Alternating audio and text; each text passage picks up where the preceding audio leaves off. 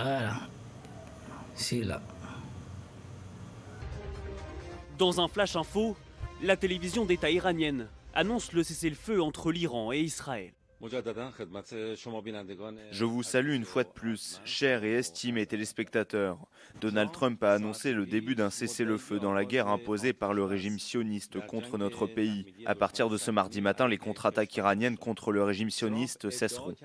C'est dans un message publié sur son réseau social Truth que Donald Trump a annoncé contre toute attente ce cessez-le-feu.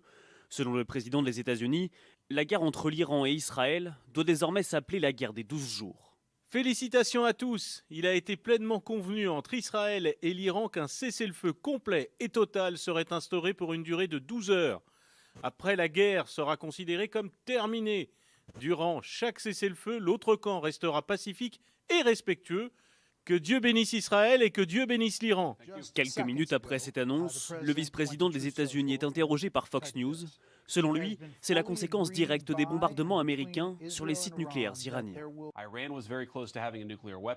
Il y a une semaine, l'Iran était très proche de se doter de l'arme nucléaire. Aujourd'hui, l'Iran est incapable de fabriquer l'arme nucléaire avec les équipements dont il dispose, car nous l'avons détruit.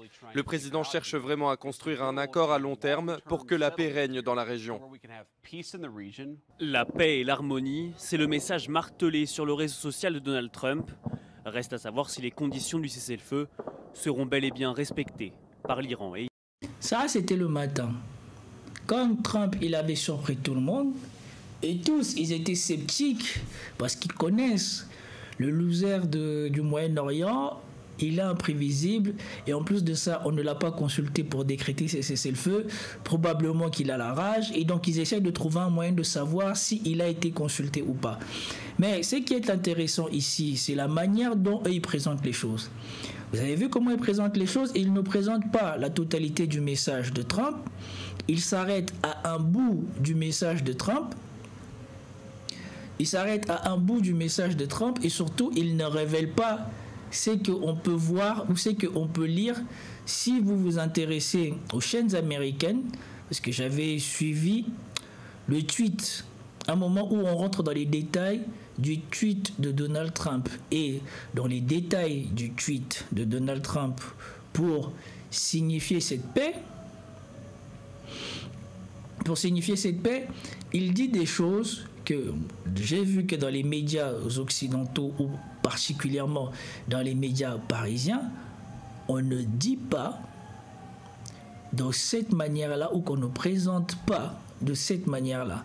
Alors j'essaye de retrouver ici, là où j'ai vu en détail le tweet de Trump qui a annoncé la fin de la guerre entre les deux camps, pour que vous ayez en substance ce que les Américains ont présenté dans le cessez-le-feu. Attendez, je crois que c'est ici. Good afternoon, Martha. So the president taking to Truth Social just a short while ago, he says Iran has officially responded to our obliteration of their nuclear facilities with a very weak response, which we expected and have very effectively countered. Attendez, et je vais changer de...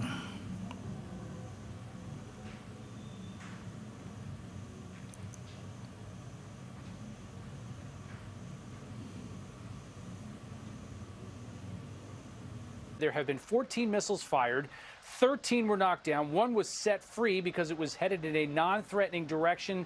I am pleased to report that no Americans were harmed and hardly any damage was done. Most importantly, they've gotten it all out of their system, and there will hopefully be no further hate. I want to thank Iran for giving us early notice, which made it possible for no lives to be lost and nobody to be injured. Perhaps Iran can now proceed to peace and harmony in the region, and I will enthusiastically encourage Israel to do the same.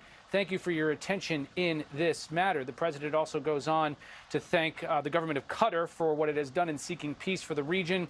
Regarding the attack today at the base in Qatar, I'm pleased to report that in addition to no Americans being killed or wounded, very importantly, there have been no Qataris killed or wounded. So the president indicating in that first post that he had on Truth Social there that he did get a heads up. The United States did get a heads up on this attack, according to the president, and then he's hoping that this is a bit of an off-ramp here, a way to de-escalate this whole thing. He says he's ready for peace. So Iran indicating with an attack on a hardened position in the Middle East that the U.S. got a tip-off from beforehand, or an indication that this attack was coming, is a way for Iran to say, we've settled the score here, nobody's gotten hurt, let's move forward. Let's see if there are conversations ongoing between the two governments or a way to try to end this conflict. The president also indicating that he's going to lean on Israel to do the same. We will see how all of this plays out, but those early indications coming from the president, who, according to his schedule, was meeting with his national security team and also meetings in the Situation Room with the chairman of the Joint Chiefs of Staff and the Secretary of Defense. Voilà. Et donc, c'est long. Il y a beaucoup de choses qui sont dites, mais en gros, ce qu'on dit, c'est surtout ce qui est important dans le descriptif du message de Trump. Vous voyez que Israël intervient vraiment à la fin du message. Quand il dit, il exhorte les Israéliens à faire la même chose, à rentrer dans la désescalade.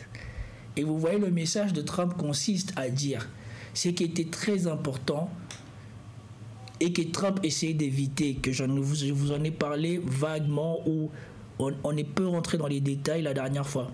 Mais dans la vidéo que je vous ai publiée ce matin sur la chaîne, je vous ai dit, quand J.D. Vance il essaie de défendre, je vous ai dit, regardez bien le travail de J.D. Vance. Il dit quoi? On a bombardé l'Iran. On a bombardé l'Iran sans bombarder des cibles militaires, sans bombarder les membres du régime. On a fait une frappe circonscrite que sur le nucléaire iranien. On ne veut pas la guerre, on n'est pas en guerre. Pourquoi? Parce que si cette frappe, cette intervention américaine provoquait ou était considérée comme un acte de guerre, ça voulait dire que Trump avait fait un acte de guerre. Il était susceptible d'une destitution et donc c'était d'autres problèmes à rajouter. Et donc il fallait à la fois éviter de donner aux opposants de Trump une arme constitutionnelle contre Trump et en même temps il fallait rattraper le mouvement MAGA en s'assurant que cette frappe n'entraînera pas les États-Unis plus loin dans la guerre ou dans un conflit qu'on ne voulait pas.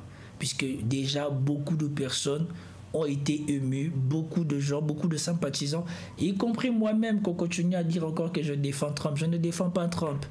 J'ai dit que Trump, sur certaines choses, nos visions se rejoignent, et sur certaines choses, lui, il fait sa réalité du pouvoir. Il a la réalité du pouvoir, et nous, on a la réalité des gens qui parlent. Donc, c'est toujours plus facile de commenter et de parler que d'être ceux qui sont à la manette. Et donc, moi je comprends tout à fait, mais il faudrait que les gens déjà me laissent respirer. Je ne suis pas le fils de Trump. Je ne suis pas le fils de Trump. Il y a de temps en temps des moments où nos visions, nos envies, nos visions du monde se rejoignent. Et donc, Trump, il était là. Il fallait éviter de donner une arme pour une destitution et aussi il fallait éviter de se mettre à dos les MAGA. Il y a eu des choses qui ont été mal faites et tout ça, oui. Mais en gros, c'est ce qu'on vendait déjà depuis hier. Et on vendait qu'on voulait aller vers la paix. Parce que dans le discours de Trump, la première chose qu'il a dit, c'est que l'Iran doit signer la paix.